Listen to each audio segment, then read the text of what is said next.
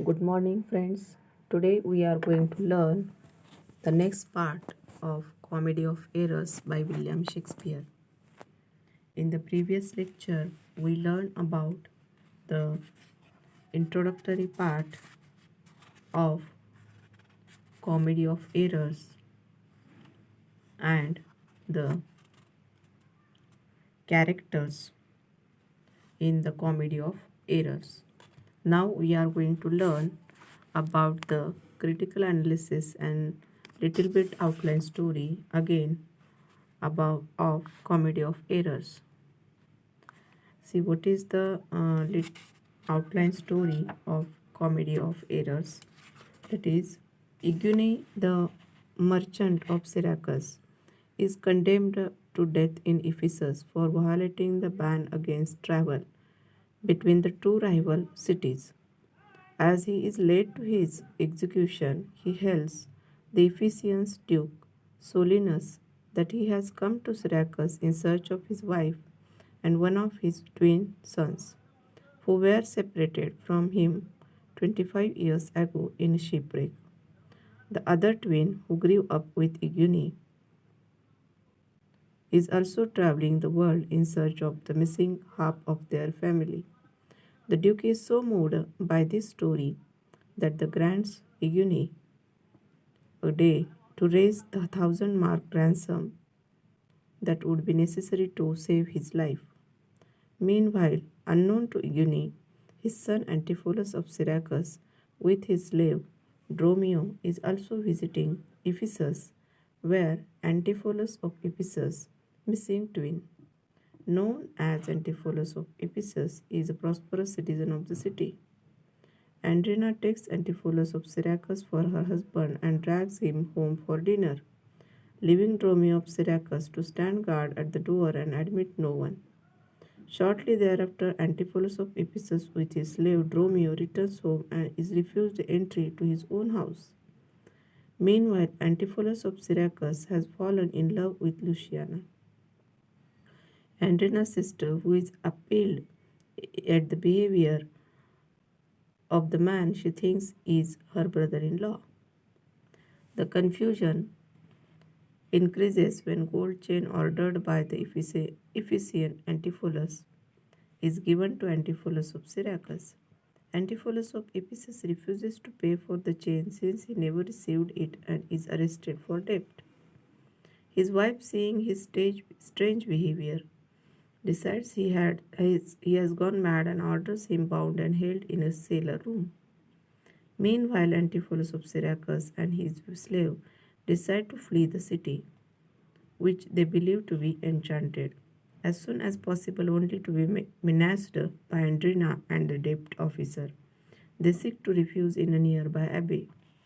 Andrina now begs the Duke to intervene and remove her husband from the abbey into her custody. Her real husband, meanwhile, has broken loose and now comes to the Duke and levels charges against his wife. The situation is finally resolved by the abbess Emilia, who brings out the set of twins and reveals herself to be Igune's long lost wife. Antipholus of Ephesus reconciles with Andrina. Igune is pardoned by the Duke and reunited with his spouse. Antipholus of Syracuse resumes his romantic pursuit of Luciana, and all ends happily with the two Romeos embracing. Here is the shortly we learn about the story how there is a confusion due to the identical twins and the Andrina and Antipholus create a confusion in the story. The critical analysis of the Comedy of Errors and the movie Angur. The Comedy of Errors, as Shakespeare himself recognized when he adopted his play from the Plotine originals and called it the Comedy of Errors, is a radio show ad absurdum of the narrative of mistaken identity. By creating a plot around two sets of twins, Shakespeare self consciously draws attention to the role of the twin conceit in generating misrecognition. This play is also a play about misrecognition, but unlike tragedy that has profound consequences for the protagonist's self understanding. The Comedy of Errors is a tragic comedy given the framing story that narrates how the two sets of twins have been separated and the father has been threatened with execution. Nonetheless, this play does explore to the complex relationship of power and mutual dependency in the master-servant relationship that is comically dramatized in Shakespeare by two repeated beatings administered on the hapless Romeo through no fault of his own. However, in the films, we are invited to sympathize with the servants as they continually get beaten when they are cast as the unwitting bearers of confounding messages and abused in their role as go betweens. Furthermore, Angur, as befits a film of so called middle cinema, is pointedly sensitive to the potential inversion of the relationship between master and servant, and hence the arbitrariness of assigned social roles. The affinity between the comedy of errors and popular Indian cinema teaches us not simply about the adaptability of Shakespearean idiom in particular, Shakespeare's character and plot, but also about nature and artistic form. Gulzar, who wrote the dialogue in Do Duni Char, obviously decided to return to Shakespeare's play when directing his adaptation in Angur, which is self consciously referred to in the opening titles, and he plays down the incipient romance almost to non existence. The strength of this strategy is that Angur is free to focus more squarely upon the comedy, for which the film seems universally loved and admired. The doubling between the two sets of master servant twins in the Comedy of Errors is transformed into a doubling between masters, the copes, and the servants, the guards, the gundas, in which the roles are eventually completely reversed. Andrina and Luciana in the Comedy of Errors differ sharply, like Kate and Bina in the Taming of the Shrew, as to whether women should be wary of suitors or acquiescent. Shakespeare is less interested in how sisters relate to one another than relationship is in the relationship of the sister to brother or brother to brother. The Comedy of Errors is about the separation and eventually reunion of two pairs of brothers, both of them identical twins. Shakespeare was the father of twins, born in 1585. The two Antipholonses were born in an hour, the one so like the other as could not be distinguished but by names.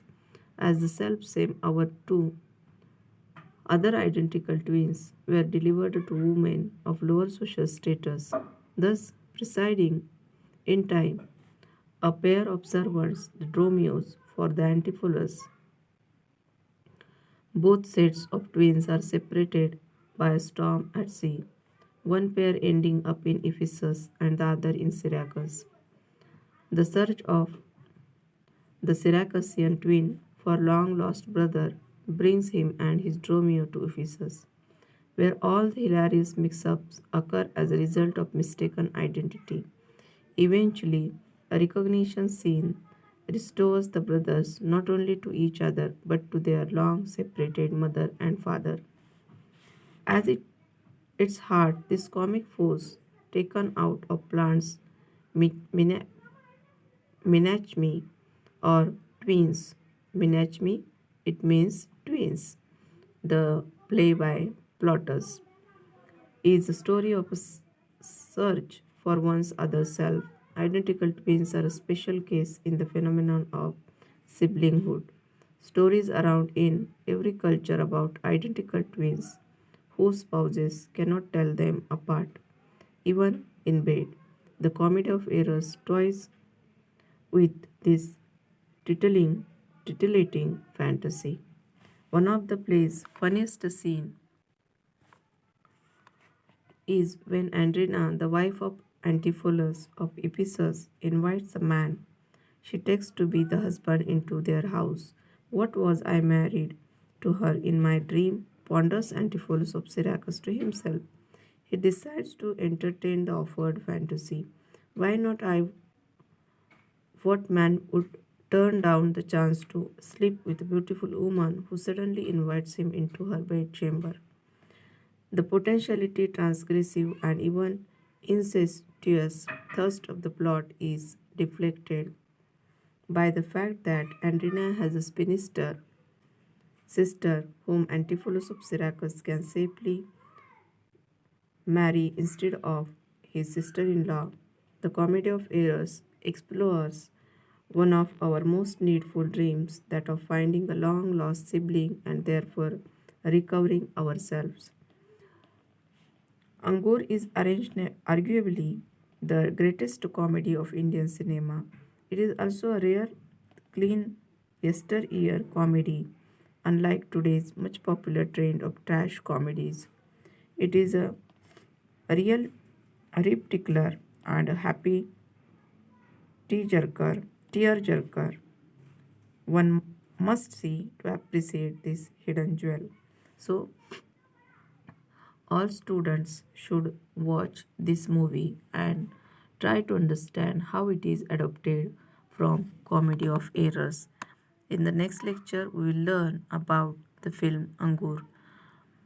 Before that, you should